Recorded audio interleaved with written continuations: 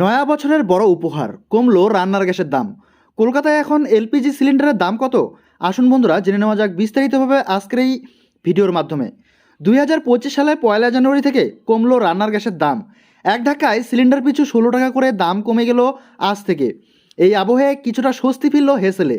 উল্লেখ্য, প্রতি মাসে শুরুতেই রান্নার গ্যাসের দাম পর্যালোচনা করা হয়। এই আবহে কোনো মাসে দাম বাড়ানো হয়, আবার কোনো মাসে দাম কমে।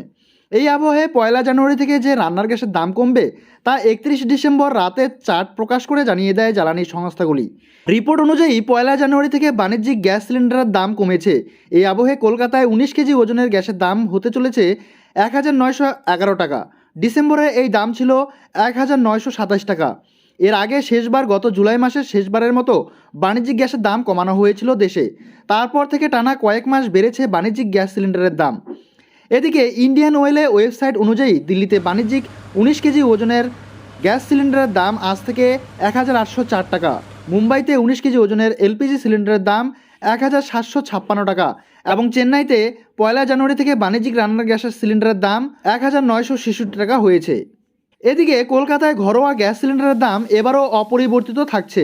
এই আবহে ভর্তুকিহীন 14.2 কেজি ওজনের গ্যাস সিলিন্ডার কিনতে কলকাতায় গ্রাহকদের দিতে হবে 829 টাকা। এর আগে লোকসভা ভোটের আগে ঘরোয়া গ্যাস সিলিন্ডারের দাম 200 টাকা কমানোর ঘোষণা করেছিল সরকার। এরপর থেকে টানা অপরিবর্তিত থেকেছে ঘরোয়া এলপিজি সিলিন্ডারের দাম। এদিকে দিল্লিতে ঘরোয়া গ্যাসের দাম 803 টাকা, মুম্বাইতে তা 802.50 টাকা, চেন্নাইতে সেটা 818.50 টাকা। এদিকে প্রধানমন্ত্রী উজ্জ্বলা যোজনার অধীনে 2025 সালের 31 মার্চ পর্যন্ত 300 টাকা করে ভর্তুকি পেতে থাকবেন এই প্রকল্পের সুবিধাভোগীরা।